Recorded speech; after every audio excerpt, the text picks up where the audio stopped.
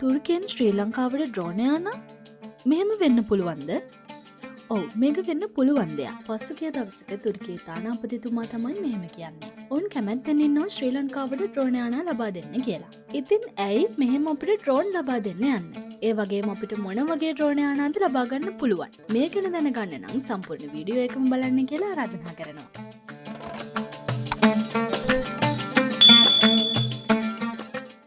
ජනවාරි 24 වෙනිදා මේ ගැන මුලින්ම කියන්නේ ඩේලි මිරර් පුවත්පතේ පුවතක් විදිහට. ඒ සඳහන් වෙන්නේ තුර්කිය ඔවුන්ගේ ඩ්‍රෝන යානා ශ්‍රී ලංකාවට විකිණීමට කැමැත්තෙන් ඉන්නවා කියලා. ඒ වගේම ඒ සඳහා වන යෝජනාවක් මේ වන විටත් මෙරට ආරක්ෂක අංශ වෙත බාර දීලා කියලාත් ඒ සඳහන් වෙනවා. ඉතින් මෙහෙම කියන්නේ තුර්කියේ ශ්‍රී ලංකා තානාපතිතුමා විසින් කියලාත් මෙහි සඳහන් වෙනවා. මේ වන විට ආයුධ සන්නද්ධ හෝ ආයුධ නොමැති නව ඩ්‍රෝන යානයක අවශ්‍යතාවය ශ්‍රී ලංකා ගුවන් හමුදාවට වගේම නාවික හමුදාවටත් තියෙනවා.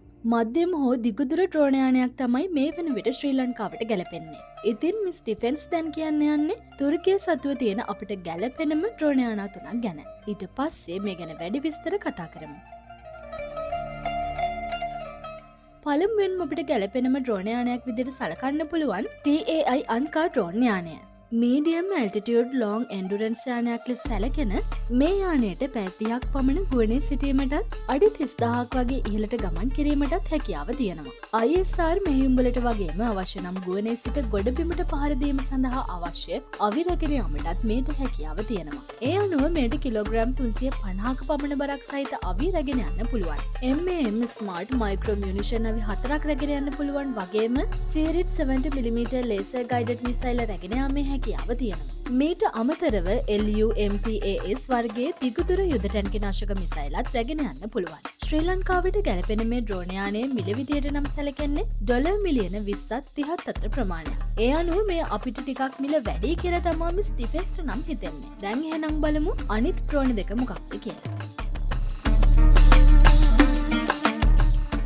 දැන් අපි කියන්න යන්නේ තුර්කියේ නිපදවපු ප්‍රබලම ඩ්‍රෝන යානයක් වන බයිකර් බයිරක්ටර් අකින්චි යානය ගැන. මේ හැඳින්වෙන්නේ high altitude long endurance ඩ්‍රෝන යානයක් විදිහට වන අතර මෙයට ඒ අනුව පැය 24ක් පමණ ගුවනේ සිටීමටත් උපරිම අඩි 45000ක් දක්වා ඉහළට ගමන් කිරීමේ හැකියාවක් තියෙනවා. මෙයටත් විවිධ අවි රැගෙන යා හැකි අතර ඒ අනුව කිලෝග්‍රෑම් 1500ක පමණ අවි රැගෙන යන්න පුළුවන්. කලින් සඳහන් කළ අවි වගේම ඊට අමතරව කුඩා ප්‍රමාණයේ ක්‍රුස් මිසයිල් පවා මේට රැගෙන යාමේ හැකියාව තියෙනවා. මේ තරම් අවි රැගෙන යන්න පුළුවන් විදිහට මේට හાર્ඩ් පොයින්ට් 8ක් මේ ඩ්‍රෝන යානයේ තියෙනවා. මෙහි මිල ඩොලර් මිලියන 8 සිට 30 දක්වා මිල පරාසයක් ඇති අතර ලබා ගන්න අවි හා විවිධ සංවේදක අනුව මෙහි මිල වෙනස් වෙනවා කියලා තමයි සඳහන් වෙන්නේ. ඉතින් දැන් මම කියන්න යන්නේ අපිටම සුදුසුම ලෙස සැලකෙන ඩ්‍රෝන යානය ගැන. ඒ තමයි තුර්කියේ නිපදවපු සාර්ථකම ඩ්‍රෝන යානය වගේම අපි බොහෝ දෙනා දන්නා ඩ්‍රෝන යානයක්. ඉතින් මේ වෙන එකක් නෙවෙයි බයිරක්ටර් TB2 ඩ්‍රෝන යානය. ඉතින් මේ හැඳින්වෙන්නේ මීඩියම් ඇල්ටිටියුඩ් ලොං එන්ඩුරන්ස් ඩ්‍රෝන යානයක් විදියට. ඒ අනුව මේට පැය 20කට අධික කාලයක් ගුවනේ රැඳී සිටීමටත් අඩි 25000ක් දක්වා ඉහළට ගමන් කිරීමටත් හැකියාව තියෙනවා. විවිධ සංවේදක හා කැමරා ඇති නිසා නිරීක්ෂණ මෙහෙයුම් වගේම අවි රැගෙන යාමේ හැකියාව නිසා ගුවනේ සිට ගොඩබිමට පහර දීමේ හැකියාවත් මේ TB2 ඩ්‍රෝන යානයට තියෙනවා. ඒ අනුව මේටත් MAM ස්මාර්ට් මයික්‍රෝ මියුනිෂන් අවි, සීරිට් 70mm ලේසර් ගයිඩඩ් මිසයිල, LUMTAS වර්ගයේ දිගුදුර යුද ටැන්කි නාශක මිසයිල වගේම ඔවුන්ගේ නවතම බයිකර් කේමන්කිෂ් 1 කියන මිනි ක්‍රුස් මිසයිලයත් රැගෙන යන්න පුළුවන්. ඒ වගේම මෙහි මිල විදියට සැලකෙන්නේ ඩොලර් මිලියන 2ත් 5ත් අතර මුදලක්. ඉතින් මේ තමයි ලංකාවට දැනට ගැලපෙනම ඩ්‍රෝන යානය. මෙවැනි යානා 4ක් හෝ 5ක් ලබා ගන්න පුළුවන් නම් දැනට අපිට ඇති කියලා තමයි මිස් ඩිෆෙන්ස්ට නම් හිතෙන්නේ. ඒ වගේම මේ ඩ්‍රෝන යානයේ නවතම මොඩලය වන TB3 යානයත් මේ වන විට හඳුන්වා දීලා තියෙනවා.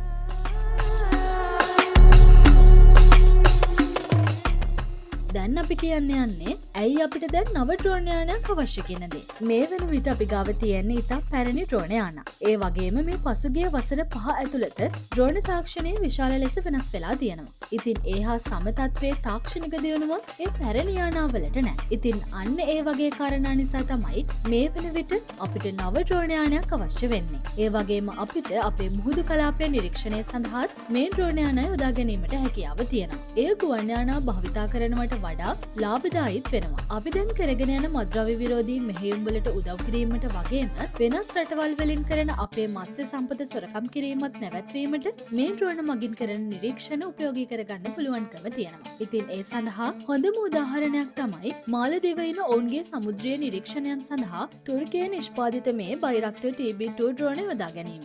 ඔවුන්ගේ TB2 ඩ්‍රෝන බලෑනිය මේ වන විට ඩ්‍රෝන 6ක් දක්වා වැඩි වෙලා තියෙනවා. ඉතින් තුර්කිය මේ විදිහටම තමයි මුලින්ම මාලදිවයිනටත් ඔවුන්ගේ ඩ්‍රෝන ලබාගන්න හැකියාව තියෙනවා කියලා කියන්නේ. ඔවුන් දැන් අපිටත් ඒ වගේම ආරාධනයක් කරලා තියෙනවා. ඉතින් මේ පාරත් අපිට ඉන්දියාව අකුල් හෙලලා මේ ඩ්‍රෝන ලබා ගැනීම වළක්වයිද? නැත්නම් අපේ පාලකයොම මේවා අපිට අවශ්‍ය නැහැ කියලා කියයිද? මොකද වෙන්නේ කියලා ඉතින් අපි බලාගෙන ඉමු. එහෙනම් අදට අපේ වීඩියෝ එක ඉවරයි. තවත් මේ වගේ වීඩියෝ එකකින් හම්බ වෙමු. මේ වගේ තවත් විස්තර ඔයාලට දැනගන්න ඕනේ නම් අපේ මිස් ඩිෆෙන්ස් channel එක subscribe කරන්න. මේ වීඩියෝ එකත් like කරලා share කරන්න.